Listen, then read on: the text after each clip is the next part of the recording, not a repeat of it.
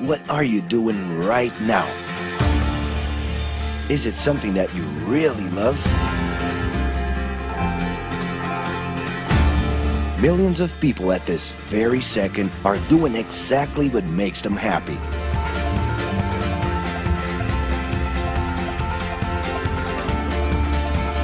But wait a minute. You spend a big part of your life working. And any job has the potential to drive you insane. I think this is a good time for a break. But, of course, there's a bright side.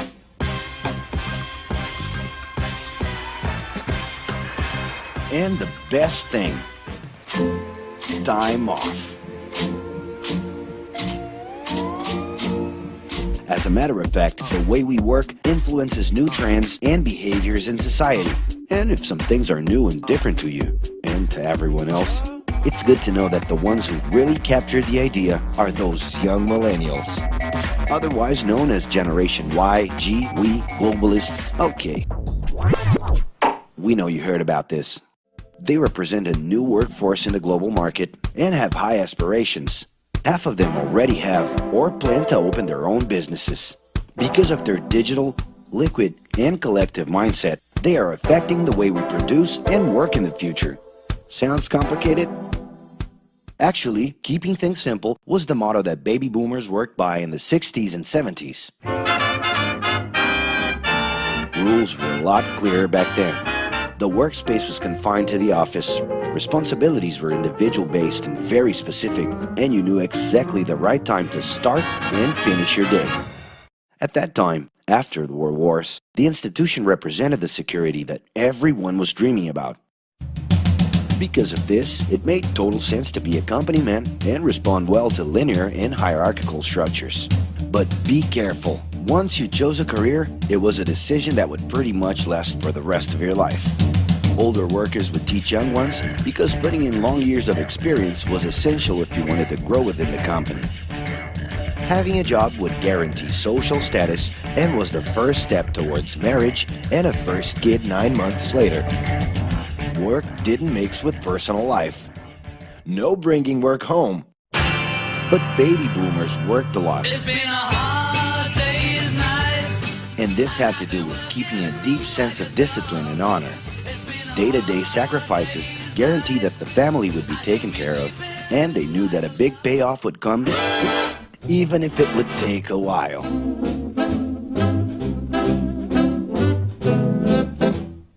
However, Generation X redefined the time relationship between work and reward. Super confident, extroverted, very competitive, and doing everything in their power to achieve quick growth, these guys were always on the lookout for better offers. A profitable idea could easily put them into a leadership position based on meritocracy without taking their experience into account. As they searched for more ways to personally stand out and be professionally independent, they relied on degrees, including MBAs and PhDs, to get ahead of their competitors. Pressure, pushing down on me, pressing down on you. No man has spoken. In this more individualistic style of thinking, a nice wardrobe and a business card could help them close better deals and expand their network.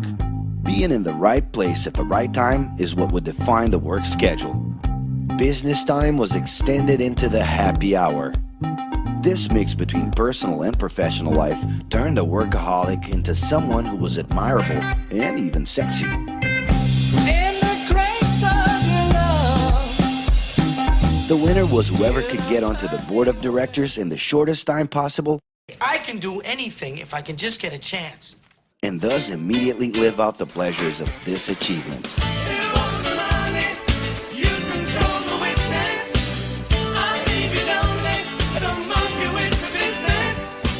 But today, the journey's a little different. It really seems more important to have fun on the ride than to make it to the final destination.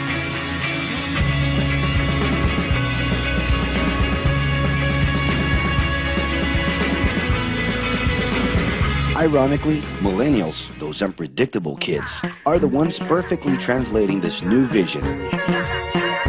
In a time when pleasure determines professional accomplishment, they know, like no one else, how to recognize opportunities that link passion with work. It's not right, but it's now or never. The creative economy, new professions, an entrepreneurship boom, and the new collective power are painting a brilliant and never-before-seen scenario. No wonder millennials are so impatient. The speed at which they connect with the world sets the pace for their work relations.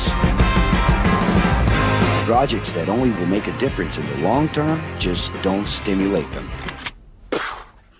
And they need constant feedback so they can feel that their efforts are being recognized. It's great. I love it. The traditional pyramid inside of companies doesn't really fit with these anxious young people. They're excited about working with older generations, but only if the relationship is on equal terms and with mutual respect. It's all about exchanging knowledge, no matter your age. Being that millennials find empowerment in discovering things on their own. It's natural for them to diversify their channels and seek out informal types of education instead of simply picking out a major. In the end, professional commitment is not just a norm. It's something that naturally comes from truly engaging experiences. Besides having a job, it's become more important to have a purpose that can be carried out in different forms at the same time. Mobility, shared workspaces, home offices, and the possibility to create your own hours make work always present, anytime and everywhere. For that reason, people with different work styles are having more freedom to tap into their talents, and even those with introverted personalities can transform their ideas into million-dollar businesses. Yes, you can stay in your pajamas as long as you maintain an updated and attractive profile across your social network.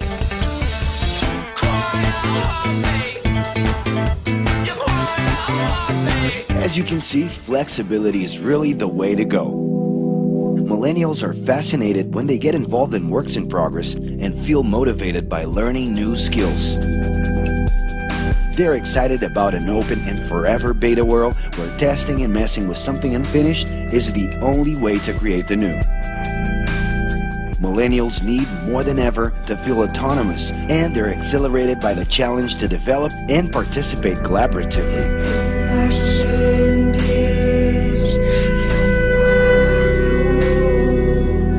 They can change direction quickly and don't let attachments hold them back.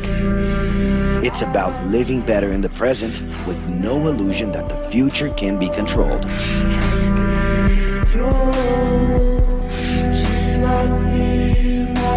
That's because of one simple thing. Whoever adapts more easily can evolve along with the changes. And if you feel overwhelmed by everything so far and are looking for the right answer, well, sorry. We're still going to ask you another question. Are you doing what you love right now? No. So start.